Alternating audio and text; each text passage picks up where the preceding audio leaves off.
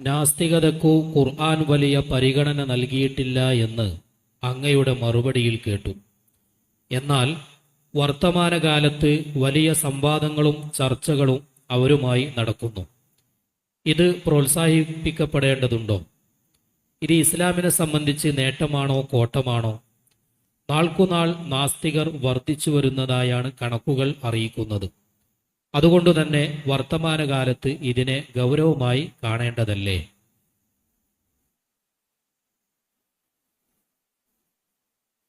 നാസ്തികതയെ, അതായത് നിരീശ്വരത്വം,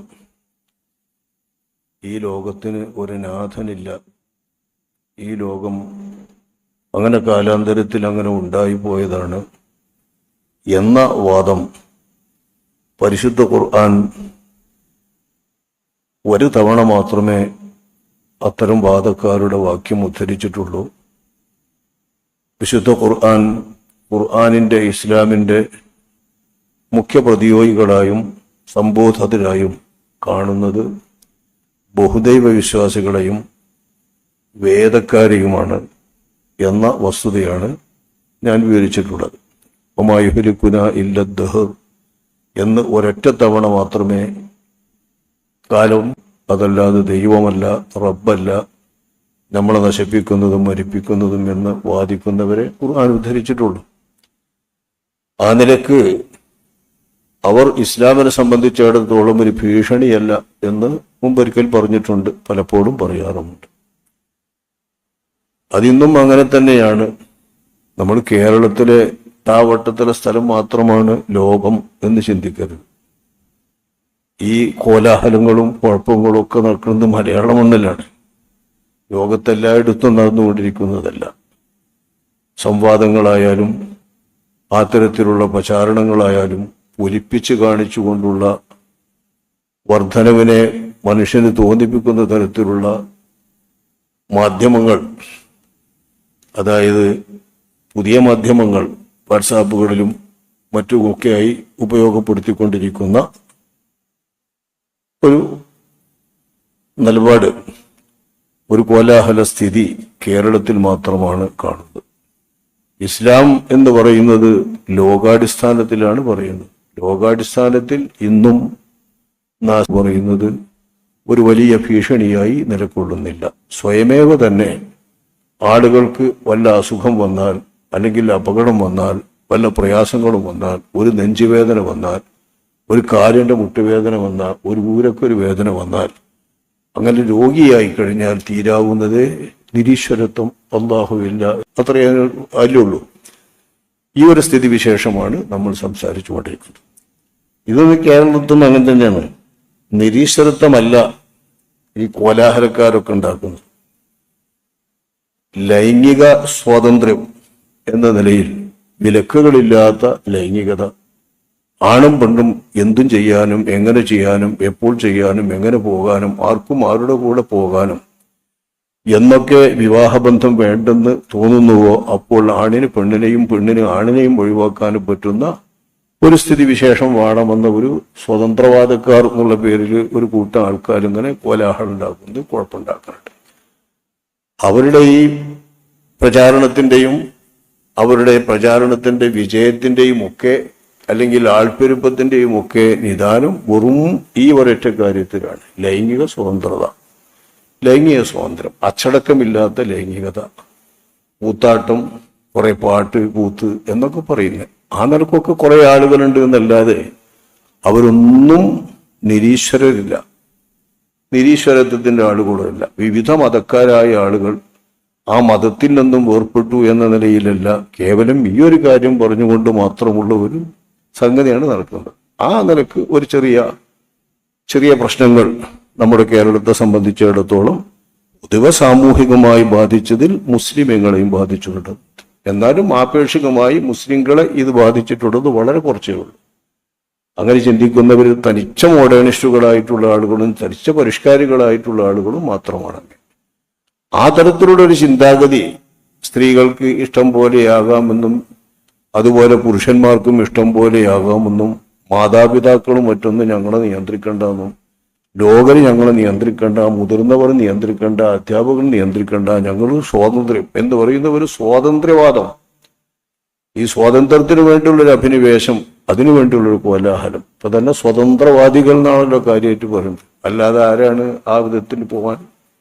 ഒരു തല മാത്രമാണല്ലോ സാധാരണഗതിയിൽ ഇതിന്റെ പ്രചാരണങ്ങളിലൊക്കെ കാണുന്നത്, ഒറ്റത്തല. സാധാരണ ഏത് പ്രസ്ഥാനക്കാർക്കും ഇസക്കാർക്കും ഒക്കെ പല തലകളും കാണിക്കാണ്ടല്ലോ. ഇതൊരു തല മാത്രം വെച്ചിട്ടുള്ള ഒരു പ്രചാരണമാണ് ഇവിടെ നമ്മൾ കണ്ടുകൊണ്ടിരിക്കുന്നത്. അപ്പൊ അത്ര വലിയൊരു ഭീഷണിയായി ഇതിനെ കാണേണ്ടതില്ല. ധാർമ്മ്യരംഗത്ത്, സദാചാര രംഗത്ത് അല്പം പ്രശ്നങ്ങൾ സൃഷ്ടിച്ചിട്ടുണ്ട് എന്നതും, അച്ചടക്കമില്ലായ്മ വന്നിട്ടുണ്ടെന്നതും, ലഹരി പദാർത്ഥങ്ങളുടെ ഉപയോഗം ഇഷ്ടം പോലെ കൂടിയിട്ടുണ്ടെന്നതും, നമ്മുടെ ചെറുപ്പക്കാരെയും സ്കൂൾ വിദ്യാർത്ഥികളെയും ഒക്കെ ഇത് ബാധിച്ചിട്ടുണ്ടെന്നും പറയുന്നത് ഒരു ശരിയാണ്. അങ്ങനെ ഒരു ചുറ്റുപാട് ഈ സമൂഹത്തിൽ അഷ്റഫുൽ ഖൽഖ് സല്ലല്ലാഹു അലൈഹി വസല്ലമ തങ്ങൾ പ്രത്യേകം പ്രവചിച്ചിട്ടുള്ളതുമാണ്. നബി സല്ലല്ലാഹു അലൈഹി വസല്ലമ തങ്ങൾ പറഞ്ഞിട്ടുള്ളതും അതന്നെയാണ്. എൻ്റെ ഉമ്മത്തിൽ ബഹുദൈവ വിശ്വാസം ഞാൻ പേടിക്കുന്നില്ല എന്ന് പറയുമ്പോഴും നബിയുടെ വിശ്വാസികളായ മുസ്ലിം ഉമ്മത്തിനെ കുറിച്ച് തന്നെ നബി സല്ലല്ലാഹു അലൈഹി വസല്ലമ തങ്ങൾ പറയുന്ന ഒന്നുണ്ട്: സുഖഭോഗങ്ങളും സുഖ സൗകര്യങ്ങളും ദുന്യാവ് ഇഷ്ടം പോലെ തുറന്നു കിട്ടുന്ന അനുഭവങ്ങളും നിങ്ങളിൽ ഞാൻ ആശങ്കപ്പെടുന്നു. അതാണ് ഈ സമുദായത്തിന്റെ മേൽ ഞാൻ ഭയപ്പെടുന്നത്. ഉമ്മത്തി, എന്റെ ഉമ്മത്തിന്റെ മേൽ ഞാൻ പേടിക്കുന്നതിൽ വെച്ച് ഏറ്റവും അധികം പേടിക്കുന്ന, ഏറ്റവും ഭീഷണിയായിട്ട് ഈ ഉമ്മത്തിന് ഞാൻ കാണുന്ന കാര്യം ഇത്തിബാഉൽ ഹവ വതൂലുൽ അവൽ, ഇച്ഛക്കൊത്ത് നീങ്ങുക, തന്നിഷ്ടത്തിനൊത്ത് നീങ്ങുക, സ്വതന്ത്രത്തിനൊത്ത് നീങ്ങുക, തന്റെ സ്വാതന്ത്ര്യം, തന്റെ ഇഷ്ടം എന്ന് മാത്രം ചിന്തിക്കുക, ഒരു വിലക്കുകളും നിയന്ത്രണങ്ങളും തനിക്ക് ബാധകമല്ല എന്ന് ചിന്തിക്കുന്ന ഇത്തിബാഉൽ ഹവ വതൂലുൽ അമൽ. ഈ ദുന്യാവിൽ കുറെ കാലം ജീവിക്കാൻ കഴിയും, എത്രയും ജീവിക്കാൻ കഴിയും. പണമുണ്ടായാലും ആരോഗ്യമുണ്ടായാലും ആരോഗ്യരംഗത്ത് രോഗം വളർന്നാലും ഒക്കെ നമുക്ക് ഇഷ്ടം പോലെ ജീവിക്കാൻ കഴിയും, ആയുസ് കൂട്ടാൻ കഴിയും എന്നൊക്കെ ചിന്തിക്കുന്ന തൂരുല്ലമലും. ഇത് രണ്ടുമാണ് ഈ ഉമ്മത്തിന്റെ മേൽ ഞാൻ ഭയപ്പെടുന്നത്. അതുകൊണ്ടുണ്ടായിത്തീരുന്നത്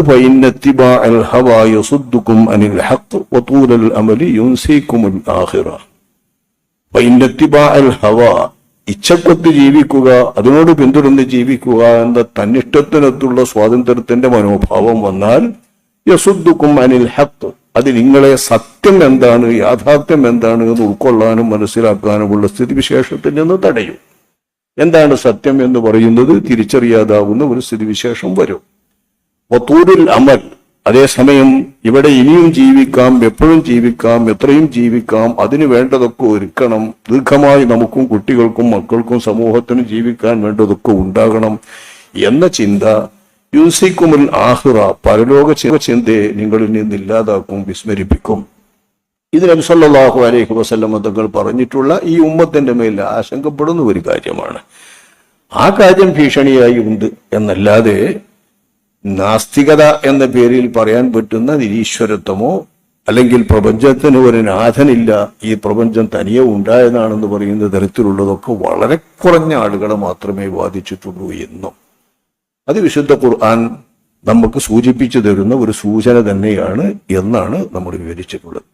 ഇതുമായി ബന്ധപ്പെട്ട് ചെയ്യേണ്ടത് എവിടെയാണ് എപ്പോൾ വന്നാലും ആ ഭീഷണികളെ ഇല്ലാതാക്കാൻ വേണ്ട പരിശ്രമങ്ങൾ നടത്തണം.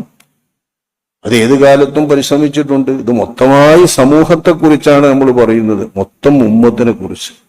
നേരെ മറിച്ച് ഏതെങ്കിലും പ്രാദേശിക തലത്തിലോ സംസ്ഥാന തലത്തിലോ ഏതെങ്കിലും നാടുകളിലോ ഒക്കെ ഇങ്ങനെ വല്ല വർദ്ധിച്ച അളവിൽ ഭീഷണികൾ ഉണ്ടായിട്ടുണ്ടെങ്കിൽ ആ ഭീഷണികൾ ഇല്ലാതാക്കാൻ വേണ്ടി മുസ്ലിം ഉമ്മത്തിലെ നായകന്മാരും പണ്ഡിതന്മാരും ഒക്കെ ശ്രമിക്കണം. അവരെ നേരിടാൻ പറ്റുന്നവരൊക്കെ നേരിടണം. പക്ഷേ നേരിടുമ്പോൾ സംവാദങ്ങളും ചർച്ചകളും ഒക്കെ നടത്തുമ്പോൾ അവർക്ക് കൂടി ഉൾക്കൊള്ളാനും നമുക്ക് കൂടി ഉൾക്കൊള്ളാനും പറ്റുന്ന തരത്തിലുള്ള വ്യവസ്ഥാപിതമായ രീതിയിലാകുമ്പോഴേ അതോടല്ലാവൂ. ഒരു കൂട്ടർ സംഘടിപ്പിക്കുക, സംഘാടകരാകുക, അവരുടെ ഇഷ്ടം പോലെ ഒരു സംഘടിപ്പിക്കുക, അതിൽക്ക് നമ്മൾ ആരെങ്കിലും കയറിച്ചെന്ന് എന്തെങ്കിലും പറയാ, അനുവദിച്ചു തരുന്ന സമയം അവനായിട്ട് പറയാ, എന്നിട്ട് എല്ലാവരും കൂടി കൈയടിച്ച് ബഹളം വെച്ച് എല്ലാവരും കൂടിയിട്ട് പോയി നിൽക്കുന്ന ആളെ വഷളാക്കുക എന്നൊക്കെ പറയുന്ന ഒരു സ്ഥിതിവിശേഷത്തിൽ എത്തേണ്ട ഒരു ചുറ്റുപാട് നമ്മുടെ പ്രബോധകന്മാരോ നമ്മുടെ മതരംഗത്തുള്ളവരോ ഇല്ലാതാക്കണം. നമ്മൾ സംഘാടകരാകണം, അല്ലെങ്കിൽ അവരും നമ്മളുമല്ലാത്ത മൂന്നാം കക്ഷി സംഘാടകരാകണം. അങ്ങനെയൊക്കെ വരിക. അവർ സംഘാടകരാകുന്ന അവരുടെ പരിപാടിയിലേക്ക് പോയാൽ ഓരോ നിയന്ത്രണത്തിൽ തന്നെയല്ലേ ഉണ്ടാവുക. ഒരു കൂട്ടരുടെ നിയന്ത്രണത്തിൽ നടക്കുന്നതൊക്കെ നമ്മളെ സത്യവും നമ്മളെ വാദവും നമ്മളെ സംസാരവും ഒക്കെ ഇല്ലാതാക്കാൻ വേണ്ടിയും നമുക്ക് സമയം തരുന്നിടത്തൊക്കെ നിയന്ത്രണങ്ങൾ വെച്ചുകൊണ്ടുമൊക്കെ അവിടെ പ്രശ്നങ്ങൾ സൃഷ്ടിക്കാൻ കഴിയും. അപ്പം ആ നിലക്കുള്ള ചില സംഗതികളൊക്കെ നമ്മുടെ നേരിടുന്ന പുതിയ പ്രബോധകന്മാരുടെ അടുത്ത് കാണുന്നുണ്ട്. അല്ലെങ്കിലും സംവാദം എന്ന് പറയുമ്പോൾ ആ സംവാദത്തിന്റെ ശൈലിയിൽ തന്നെ വലിയ മാറ്റം വന്നു പോയിട്ടുണ്ട്. സംവാദം എന്ന് പറഞ്ഞാൽ എന്താണോ വാദമെങ്കിൽ ആ വാദത്തെ സംബന്ധിച്ചുള്ള രണ്ട് വിരുദ്ധാഭിപ്രായങ്ങൾ തമ്മിൽ അങ്ങോട്ടും ഇങ്ങോട്ടും ചർച്ച ചെയ്യലാണല്ലോ. അങ്ങോട്ടും ഇങ്ങോട്ടും തർക്കിക്കുകയാണെങ്കിൽ തർക്കിക്കുക. ആ തർക്കിക്കണേന് 2 മിനിറ്റ് 3 മിനിറ്റ് 5 മിനിറ്റ് 10 മിനിറ്റ് എന്ന് നിശ്ചയിക്കുന്ന ഒരു രീതിയാണ് ഇപ്പൊ എല്ലാ സംവാദങ്ങൾക്കും കാണുന്നത്. യുക്തിവാദികളേറ്റോ സ്വതന്ത്രവാദികളേറ്റോ നടത്തുന്ന സംവാദം മാത്രമല്ല, മുസ്ലിമീങ്ങളിലെ തന്നെ പുത്തൻവാദികളും സുന്നികളും തമ്മിലുള്ള സംവാദത്തിനും മറ്റുള്ളവരായിട്ടുള്ള സംവാദത്തിനും ഒക്കെ കാണുന്നത് ഇങ്ങനെയാണ്. നേർക്കുനേരെ തന്നെ സംവാദമാകുമ്പോൾ നേർക്കുനേരെ തന്നെ ചോദിക്കുക, നേർക്കുനേരെ ഉത്തരം പറയാം. ഒരാൾ ചോദിക്കുക, ഒരാൾ ഉത്തരം പറയാം, ഒരാൾ ചോദിക്കുക, ഉത്തരം പറയാം. ഉത്തരം പറയുന്നത് കഴിഞ്ഞു എന്ന് എല്ലാ ശ്രോതാക്കൾക്കും തിരിയല്ലോ, ചോദ്യം കഴിഞ്ഞു എന്ന് ശ്രോതാക്കൾക്ക് തിരിയും. ഇതങ്ങനെയല്ല പ്രസംഗിക്കാനുള്ള അവസരം. 2 മിനിറ്റ് ചോദ്യത്തിന്. അപ്പൊ ആ 2 മിനിറ്റ് ചോദിക്കുന്ന ആൾ അങ്ങനെ പ്രസംഗിക്കുക, ഉത്തരം പറയുന്ന ആൾ 3 മിനിറ്റ്, ആ 3 മിനിറ്റ് അയാളും പ്രസംഗിക്കുക. 2 ഭാഗത്തും പ്രസംഗിച്ചുകൊണ്ടിരുന്ന വാച്ചോട്ടാപ്പക്കാരായ ആൾക്കാർ അങ്ങനെ സംസാരിക്കുന്നല്ലാതെ സാധാരണ ശ്രോതാക്കൾക്കൊന്നും തിരിയില്ല. ആര് തോറ്റു ആര് ജയിച്ചു ഉണ്ടാവും. നേരെ മറിച്ച് സംസാരിക്കുന്ന കാര്യത്തെക്കുറിച്ച് ചോദിക്കുക, ഉത്തരം പറയാ, ചോദിക്കുക, ഉത്തരം പറയാ, അവനെ വാദത്തെ സംബന്ധിച്ച് ചോദിക്കുക, ഉത്തരം പറയാന്ന് പറഞ്ഞതാണ് പഴയ കാലത്തൊക്കെ വാദപ്രതിവാദത്തിന്റെ ശൈലി. സംവാദത്തിന്റെ ഇമാമിങ്ങൾക്കിടയിലൊക്കെ നടക്കുന്ന ചർച്ചകൾ, ആശാസ്യമായ ചർച്ചകളുണ്ട്. സത്യം തിരിയുന്നതിന് വേണ്ടി മദ്ഹബിന്റെ ഇമാമിയങ്ങളും മദ്ഹബ് പക്ഷക്കാരും തമ്മിൽ നടത്തുന്ന ചർച്ചകളുണ്ട്. ഈ ചർച്ചകളിലൊക്കെ രീതി അതാണ്, അങ്ങോട്ടും ഇങ്ങോട്ടും പറയാം. ഈ അങ്ങോട്ടും ഇങ്ങോട്ടും പറയുന്ന രീതിയിൽ നിന്ന് മാറി അങ്ങോട്ടും ഇങ്ങോട്ടും പ്രസംഗിക്കുക എന്ന് പറയുന്ന ഒരു രീതിയിലേക്ക് സംവാദത്തി. അതിന് പണ്ട് പറയല് ഖണ്ഡന പ്രസംഗം എന്നാണ്. ഈ ഖണ്ഡന പ്രസംഗത്തിന്റെ മോഡലാണ് ഇപ്പോൾ നേർത്തീർക്കുന്ന ചോദ്യോത്തരത്തിന്റെ രീതിയിലുള്ള സംവാദം പോലും. അപ്പൊ അതിനൊക്കെ ഒരു അടുക്കും ചിട്ടയും തോറ്റതാരാ ജയിച്ചതാരാ എന്ന് ജനങ്ങൾക്ക് തിരിയാൻ പറ്റുന്ന ഒരു സ്വഭാവവും ഉണ്ടാകുന്നത് നന്നായിരിക്കും. അതൊക്കെ വ്യവസ്ഥയിൽ തന്നെ പ്രത്യേകം ക്ലിപ്തപ്പെടുത്തുകയും മറ്റുമൊക്കെ ചെയ്യണം. ഇതൊരു കൂട്ടർ സംഘാടകരാകുമ്പോൾ അവർ ആ സംഘാടകരാകുന്ന സ്വഭാവത്തിൽ അവർ സംഘടിപ്പിക്കുന്നതിലേക്ക് നമുക്ക് ചെല്ലുമ്പോൾ നമുക്ക് പറയാൻ കിട്ടുന്ന അവസരം പറയാം. ആ പറയാൻ കിട്ടുന്ന അവസരത്തിനപ്പുറം പോലെ അതിലപ്പുറം അവസരം നൽകി മറ്റൊരു വന്ന് വഷളാക്കാൻ തിരിഞ്ഞാൽ ആ വഷളാക്കൽ കേൾക്കാം. ഇതൊക്കെ ഇന്നത്തെ രീതിയിലുള്ള സംവാദത്തിന്റെ കുഴപ്പങ്ങളാണ്. അപ്പൊ ആ കുഴപ്പങ്ങളിൽ നിന്നൊക്കെ മാറി ശരിയായ രീതിയിൽ ഉത്തരവാദപ്പെട്ടവർ നടത്തുകയും ഉത്തരവാദപ്പെട്ടവർ സംസാരിക്കുകയും ഒക്കെ ചെയ്യുകയാണെങ്കിൽ ഫലവത്താകും, ഉപകാരപ്പെടും എന്ന് തന്നെയാണ് മനസ്സിലാകുന്നത്. അങ്ങനെ പരിശ്രമിക്കുന്ന ആളുകൾക്ക് അല്ലാഹു തആല ബറക്കത്ത് ചെയ്യട്ടെ.